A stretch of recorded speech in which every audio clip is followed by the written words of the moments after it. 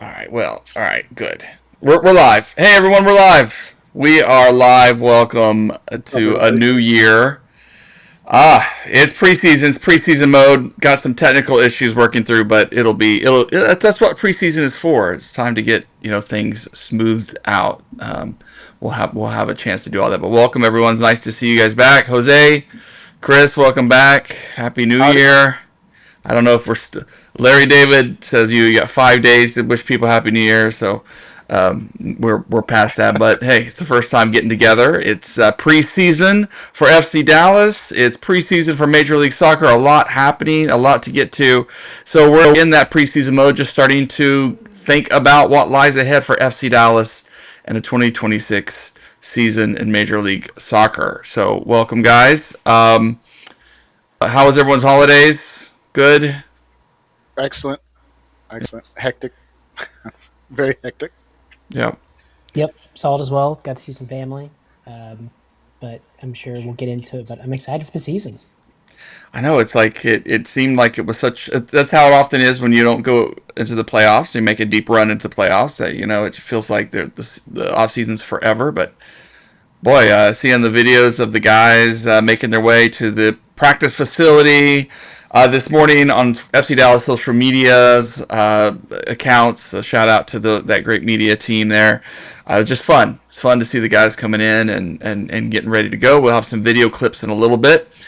But let's just talk about, first of all, it was a couple months break here for FC Dallas. There's been some movements. There's been some changes, some signings, some guys to look forward to. We'll talk about that in a moment. But, uh, you know, season, it's funny how we sometimes call it silly season because however we were feeling at the end of the end of the season, and FC Dallas did make it into the playoffs. Credit to them for that late season fight.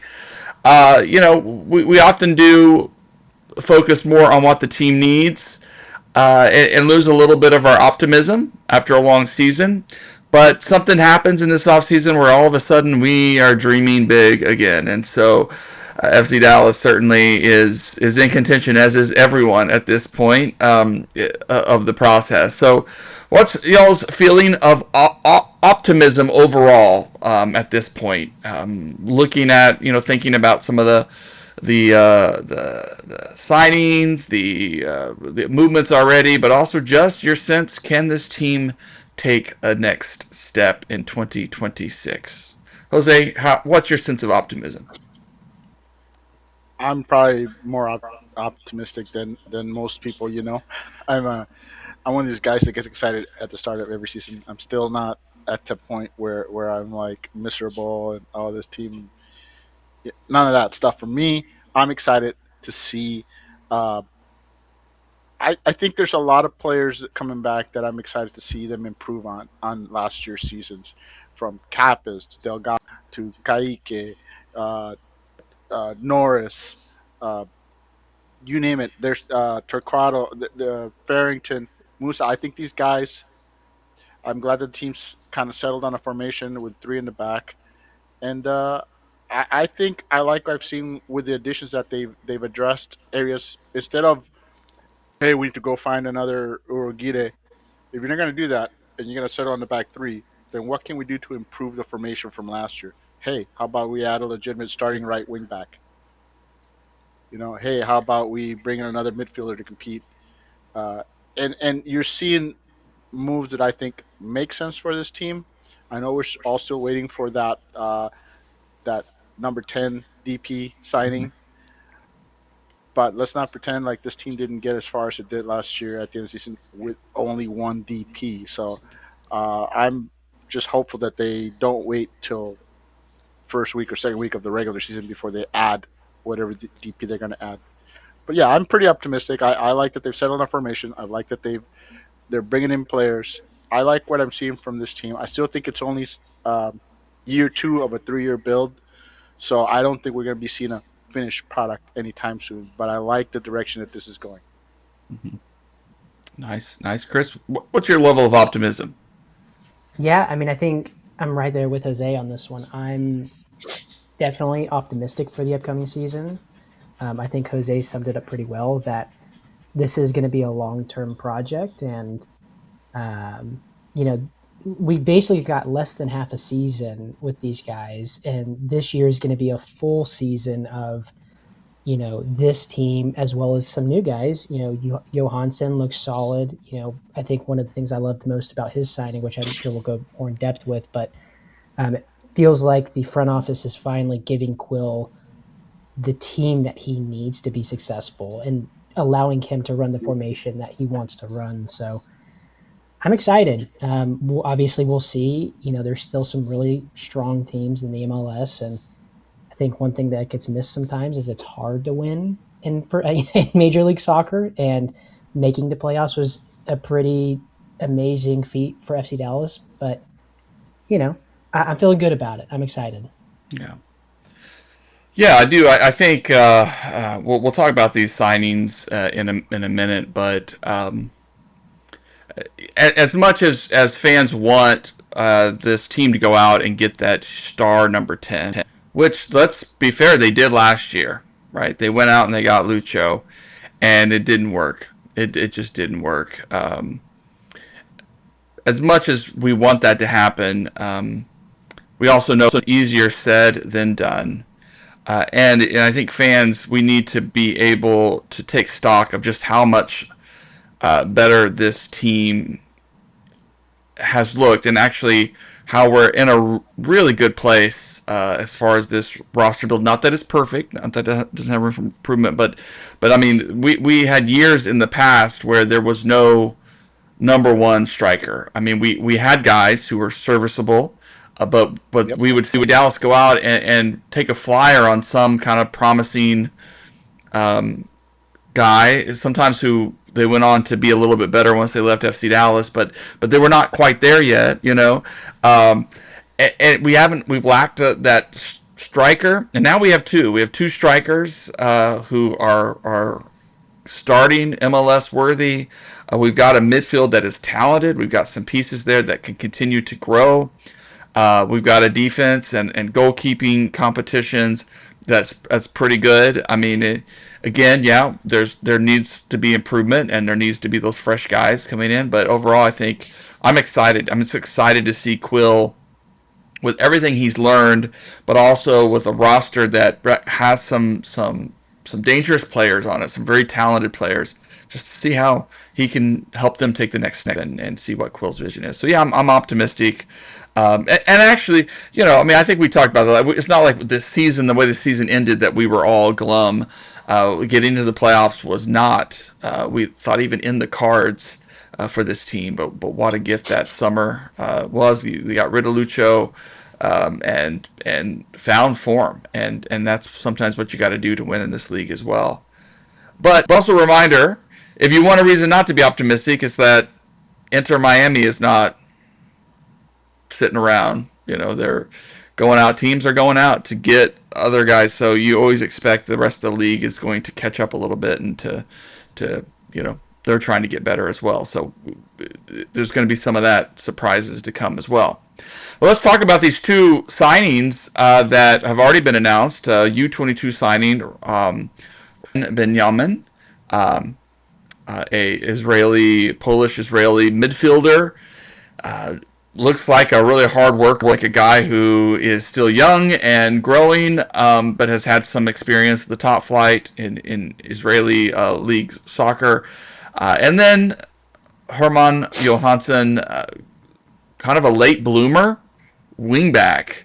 And what I like about both of these signings, and Johansson too, I just like, because I think it seemed like it was a good fit. He's a very experienced guy. He seems like he's a hard worker. He's an underdog mentality kind of guy, and he fits this formation of what Quill is doing. I mean, that's a big thing, and I think Benjamin looks like he's just going to be another competitive piece there in the midfield. I'm not sure he's going to come in and start, but I like that both of those guys I, have. Yes.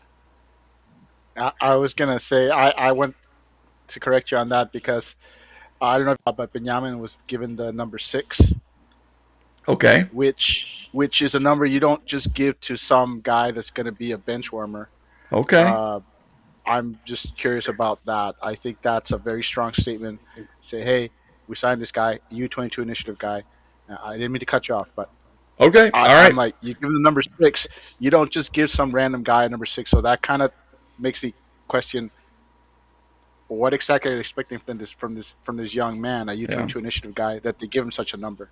So I'm not, Yep. I think we're that all waiting to you don't see. just I give mean, I anybody. think, yeah, and some of his highlights, he's very active.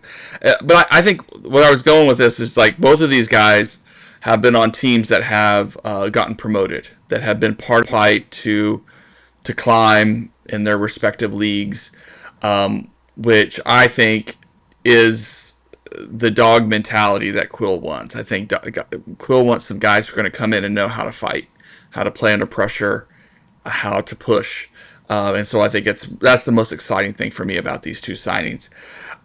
So yeah, Jose, what were your thoughts about these two guys? I mean, I know, Uh, like I said, I don't know too much about Benjamin.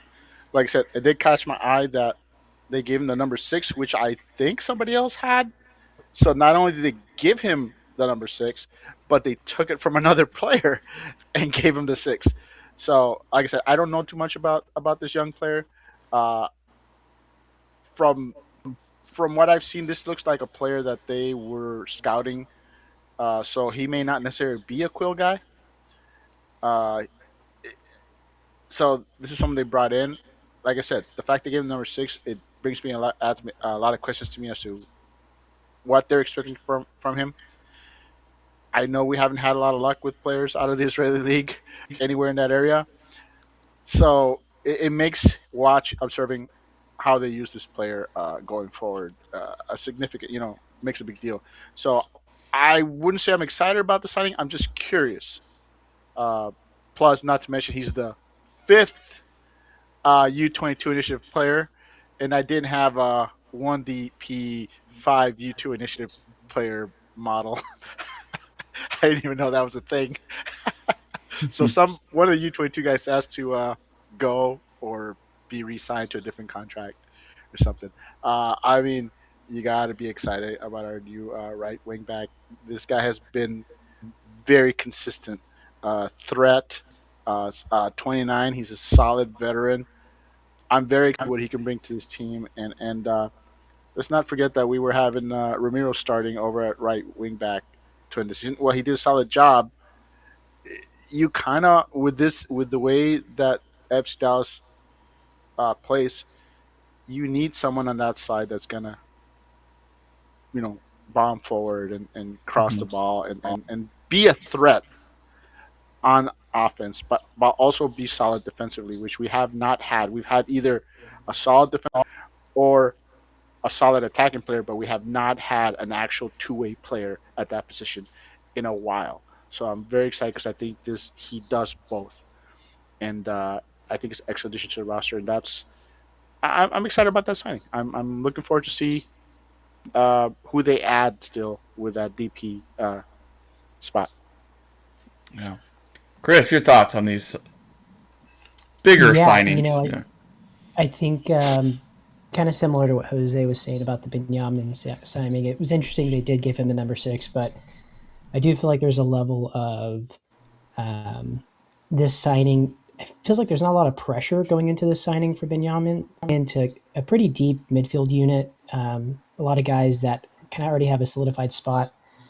I don't know where he'll end up playing. Just obviously he played in the second division in Israel, so he definitely looks like a piece that can be molded maybe into Quill's um, format that he wants to run, the formation. But obviously it'll be interesting to see what ends up happening. The Johansson signing, love it. Like, first off, great name, Herman Johansson. Like, that's solid. But overall, I mean, he had 32 points, 100 plus caps. He's athletic, he's quick. And I think one of the things that he does is he allows FC Dallas to kind of, we were so spread with our center back depth, right? Like, we had Ibiaga, we had Osaze, we had Abubakar, we had some of these guys were like, oh, we just don't feel confident. Bringing him in, going to the 3 back, allows us to really just kind of, okay, we of course are going to have Osaze, but Shaq Moore is going to be back there, probably Nolan Norris. Ibiaga will probably get some rotations. I mean, three of those four guys, I feel fairly confident about, especially with Johansson dropping back.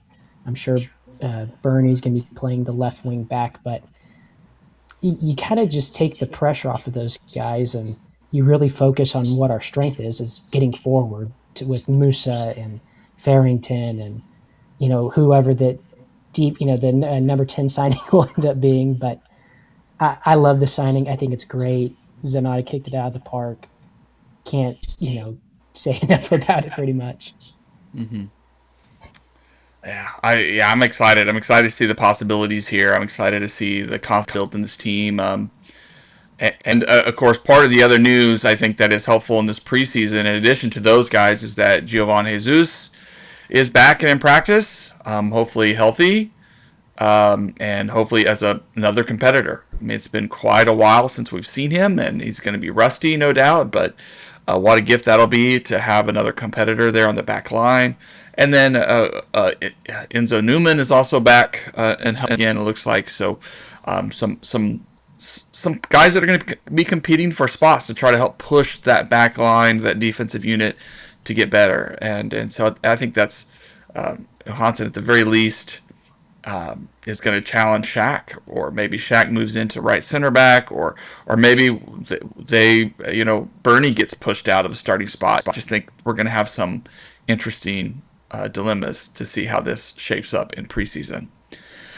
Speaking of other signings, a little bit lower under as far as expectations, but are still exciting. FC Dallas also heavily participated in the Super Draft again.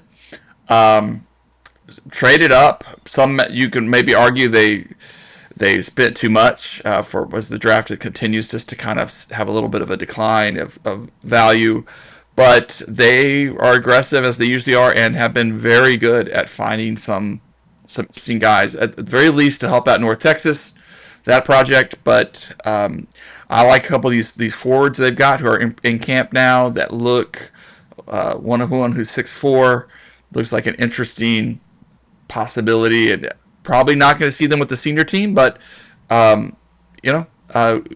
exciting to see them in the mix and see them get some time with North Texas to see what they can show. I mean, Sam Sarver, though wasn't drafted by FC Dallas, was an example of a guy who got picked up, and he wasn't drafted, was he? Or am I getting my Sarver? Sarver was drafted, yes. He was like a third, right? Okay. He was at the end, but yeah, to see them find a diamond there, a really quality guy that can help out the team. That's what FC Dallas is doing. So, Edouard Nice, Nicholas Simmons, Ricky Lewis are all in camp. A couple of other guys decided to stay in college, including a goalkeeper that I'm kind of curious about seeing. And then FC Dallas announced some homegrown signings. Caleb Swan, who we know well, part of his deal moved up to the senior team, though we're expecting some more time on North Texas this year. Slade Starnes, Kaka Scabine, I'm assuming. Yeah. Some really interesting guys to see what they can bring. Chris, what are your thoughts on some of these under-the-radar signings? Are any that you're especially excited that we need to keep an eye on?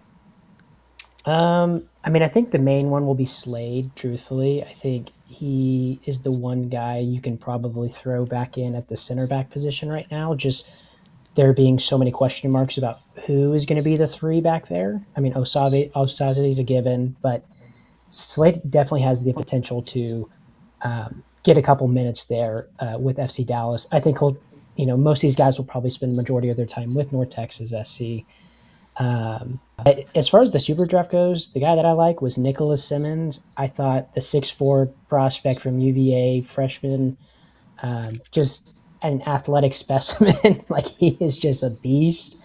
Ricky Lewis, obviously, he's the guy we picked at 2, who is super quick, 6'2" as well, so has a lot of athleticism. I mean, both of those guys, I think the one thing North Texas was missing a bit was that striker position, and I think both of those guys, especially Nicholas, I think can be put up there and get a lot of minutes to see what he's about at this next level. So we'll be excited to see what he looks like. And then you mentioned the goalie. I'm pretty sure he's spending another year at Vermont, so it'll be a year to see him. But when he does come through, I mean, he was like the goalkeeper of the year, and I mean, it was 6'6", looked incredible on paper. So I think FC Dallas knocked it out of the park. I mean, obviously, sometimes the draft gets overlooked, but I think the one thing that we do well sometimes is draft as of late. I've been excited about it. Yeah, another name is that's under the homegrown is Jaden Contreras, who of course we've a lot of minutes last year with North Texas, and still expect him to be with the team there. But a young, exciting player with some U20 calls ups and stuff. So good stuff. Yeah, any there, Jose? You were excited to see any of those signings that fans should Well, be looking out for. I'm excited. I'm excited with the draft. The way FC Dallas attacked the draft in general. We saw this somewhat last year, and we've seen basically now 2 years in a row where FC Dallas has pretty much gotten whoever they wanted because so many teams really do not like they don't value the draft FC Dallas does. So they seem to be able to move up at will. They proved it this year by getting 3 first round picks that they wanted, and it, it, I think they can do this every season. And the value of the draft has gone down mainly because due to changes in the way college soccer is, you're seeing a lot more internationals playing in college soccer. And for a league like MLS that only has so many, when you have so many international spots, drafting international players is not something you want to do unless you're sure they're gonna be with the first team. Mm. So I think that's what why the draft just lost some of its value is this year wasn't a deep class, and some of your best players were all international players. So I think that's an issue that they'll get resolved eventually. But overall, I'm pretty happy. I thought this was a draft that was top heavy, and FC Dallas did the right thing by moving up to get players. Uh, and I'm also excited about Slade Starnes. I think he's a guy who, seeing him come up shows like he's going to be something. And if you there are hoping that Abubakar or Ibiaga are, shown the door, they'll be shown the door. Starnes proves that he can be part of the first team. If Starnes comes in and delivers, maybe not this season, but starts showing signs this season that he's ready to and start, it's a tough position to get. But he's a player that I think has a huge upside for this team. And once he starts delivering some of that upside, I think then you'll see some of those players that you don't want to see on this roster anymore.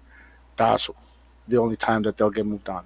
Mm. So I'm definitely very excited about the draft, and I love the way that FC Dallas handled it all. Well, let's go ahead and jump over really quick, and let's listen to Coach FC Dallas head coach Eric Quill. Which, by the way, the team also made some staffing announcements today. Can I add one last thing? Sure, Sorry, sure. I forgot. I was going to say one more thing. I'm not upset at all that some people think that a lot of these draft players are going to go to North Texas, because the team has shown that if you play well at North Texas, they'll move you up to the senior roster mid-season if necessary. So I don't think it's such a bad thing that if a lot of these young players end up playing for North Texas early on, I won't be disappointed at all because, like I said, they produce, they'll earn a shot with the first team anyway. Carry on. Sorry about that. Yeah, no, it's. I mean, this is the thing. I mean, like, but FC Dallas they take the super draft seriously, and if you find enough hits, it answers a lot of problems in your roster building projects, and and they've done the tryout route as well. So I like that FC Dallas, they have a kind of a big vision, and they're not just going to go out and try to outbid the other teams around the world. But yeah, they're going to look for those diamonds in the rough. They're going to look for the guys like Sam Sarver, which is just money, or Logan Farrington. I mean, it's just a huge boost to a team that needs to build a roster in a lot of different ways, especially if they don't have the resources like Inter Miami. Yeah, but some of that stuff. I mean, I see the chatter about the Inter Miami stuff, and it's like, how does this work? How? But our buddy Armand Kafai, he says, it works. They can make it work. And plus, a lot of guys want to play with Messi, so and win Hey, championships. if So and that's why a player like that alters the league, not just yeah, because he's a great player, but because players are willing to take a pay cut to say, "Hey, I played alongside Messi."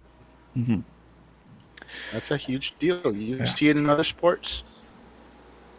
Well, this staffing announcement today that the team announced they have brought in Mark Briggs as first team assistant coach.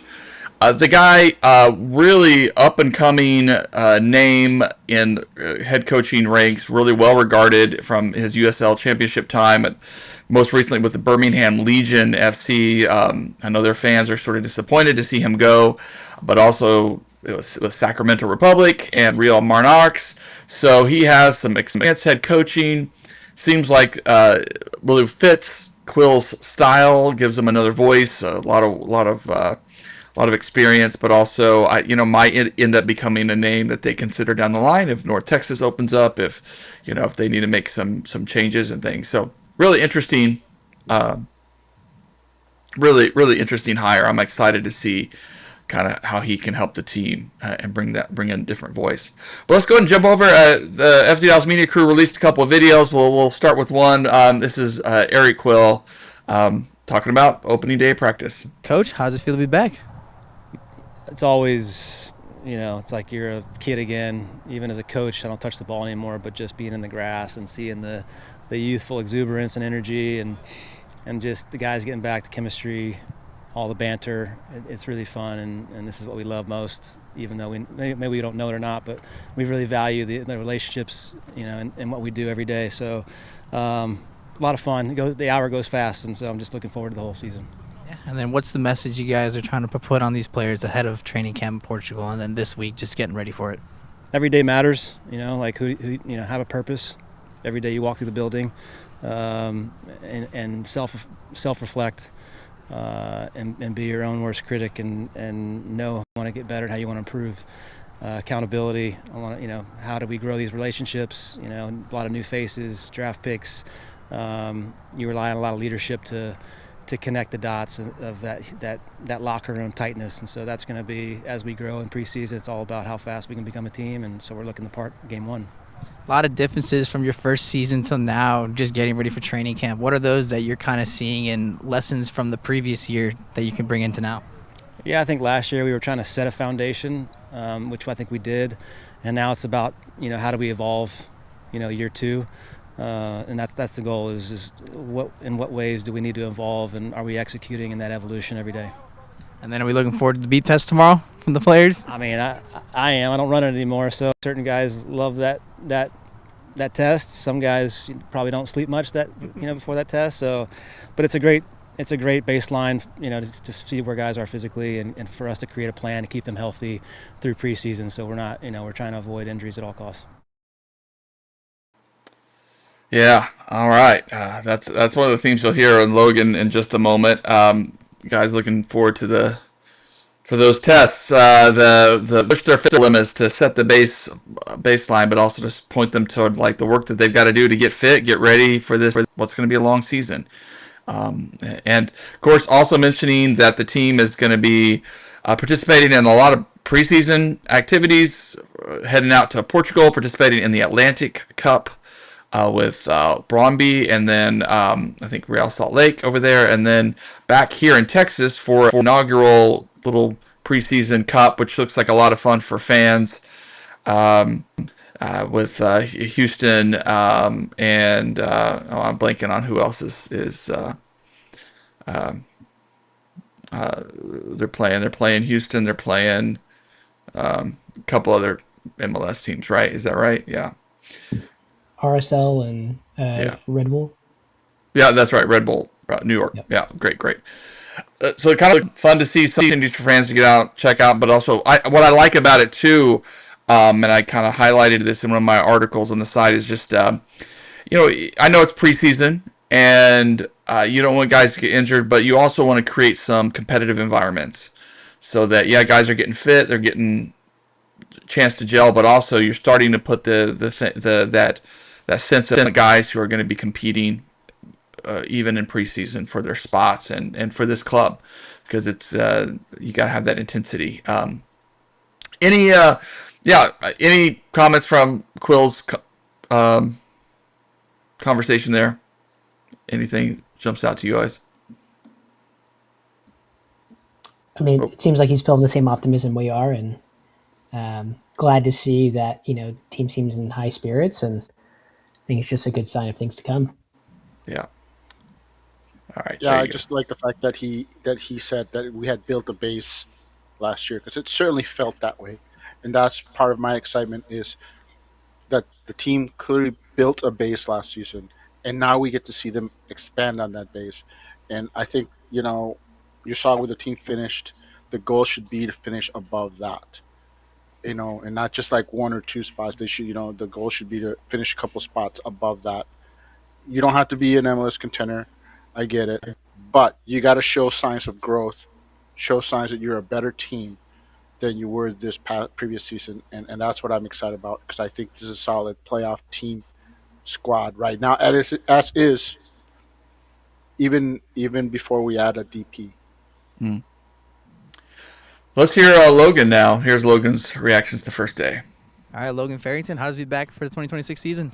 Feels great. I think the first day, everybody just loves being out there, being on the grass. We have great weather today, and the ball was pinging around. It was flying around. A couple loose touches, but that's to be expected. But it feels great to be back, have everybody around here. Been missing this for a couple months. So. And then what's the message from the coaching staff kind of teaching you guys or getting you guys ready for your training camp?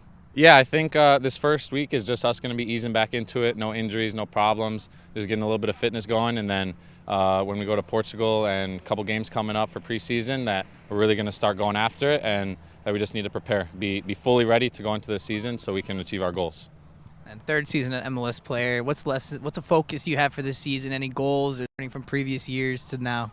Yeah, I think this year, third season, I've learned a lot in the last couple of years. Maybe secure my role as a starter a little bit more.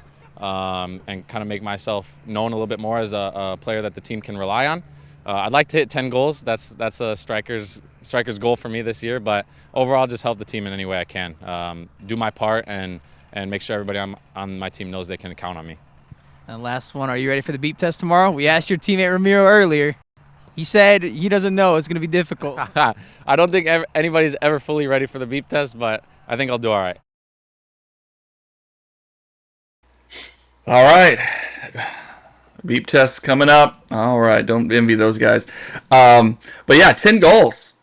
Well, that would be huge, wouldn't it? I mean, and I think that's the thing that we still want to see from Logan, is we see how much he contributes to this team and how dangerous he is and how much he can create.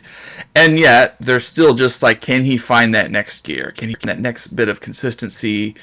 The right touch, the right pass, whatever it is, the right movement off the ball, just to get even more chances. And if he can get to 10 goals, and then Musa, we know, is going to build off of last year. I mean, watch out. Watch out. This team could be really special. Yeah. Chris, any thoughts? Yeah, no, I mean, first thing that steps out to me is we got to work on his mustache game. I mean, that thing is thin, but no, I mean, I think it's going to be a big year for him. And, obviously there's a lot of rumors circulating around, and I don't want to start it too soon about Musa, but I mean, obviously it's no hidden secret. He's a legit striker now. I mean, he has been. It's kind of a when it'll happen rather than if he ever gets sold. So, if he can just continue to build upon the success that he's had and just, like you said, really getting to that next gear as MLS proven striker, I think it could be a huge year for him. And, I'm obviously hoping for the best for him. Yeah. Good stuff. Yeah. Well, let's talk about some rumors. Let's talk about kind of so the roster's in a pretty good place right now. Obviously, still a designated player spot is open, and the Andre Zanato went on the SoccerWise podcast and just laid it out that they're looking for that number 10. They're looking for that creative player. Talked a little bit about a guy who could maybe go out wide a little bit, move around, a certain kind of profile of player that they're looking for. of course, I heard in Andre's answer too that it didn't sound like they were going to go out tomorrow. Like they're looking, and if it comes, it's going to come, but it could be the summer. They're going to wait to get it right, and which may be a little disappointing to FC Dallas fans who want to see that final piece get added to the puzzle. But there's still rumors out there of yeah, we had rumors about Martin departing, but that sounds like that has Martin took even to social media to say he hasn't really heard anything. There's no fire to that smoke, but still, I imagine he has some interest out there. Why wouldn't he? And then yeah, Musa, always going to be some interest about him, and with the World Cup year, it'll be interesting to see if there becomes anything with that, or if it's a summer move or what. So we're going to have to wait and see on that. And there's been a few little nuggets out there, different FC Dallas checking out some other players or having some interesting guys in the past. So I think one of the big things, you guys already mentioned it too, was this U22 spot that needs to be, and that Enes Salih, I think, seems like the player that they're going to try to find a place with the preseason. He's with the team. He's training. Doesn't seem like he has a future with FC Dallas, unless, who knows? Who knows what could happen? Could be an attacking kind of player in that role. I've gone public with my dream of FC Dallas getting Weston McKennie, who just scored for Juventus again, second goal in 3 games. Although, yeah, I mean, I would be audacious enough to Weston play that number 10 spot, be our creator. But I don't think that's really his role. But he is a versatile player, and you can just see that he would be so much fun to have him back in Dallas. But I don't know that his signing would solve. He could play fullback, he could play wing back, great. He could play in the midfield, but I don't know that he would solve some of the questions for the team. The needs. What Yeah, other? but players like Weston can elevate teams. That's a player that you bring in that immediately improves everyone around him just by his presence, just by his abilities. So, yes, he doesn't eliminate some of the weaknesses, but he certainly elevates the team to where they're not as obvious. So, a Mm, player like that can raise a club, and who, I mean, I think everyone in Dallas would be just blown away if he came back. yeah. I mean, it, he's evidently not negotiating new contracts. So his contract runs out this summer with Juventus, but with him scoring, it's like it. I mean, yes, there's a chance he can come back to Major League Soccer. I guess there's been some talk that he would like to, but at the same time, I'm sure there'll be other interest in Europe as well. I mean, teams need good players like that, and he's scored at the highest level. He's been very productive with one of the greats in Europe and Italy. So it seems like ridiculous that some team's not going to make him an option. And rumors were in the past that FC Dallas had some conversations with Weston, but the price tag was just not what they wanted to pay. So we'll see. That's going to be the challenge. Yeah, I mean, I'm expecting a team to go out and get another goalkeeper. That would make sense, right? Like either someone they already have in the mix. I mean, I think my super draft pick, I think that was their idea, was that this is a kid they could have stashed at the number 3, give him some North Texas minutes, but they're going to need that third keeper. Only 2 on the roster right now.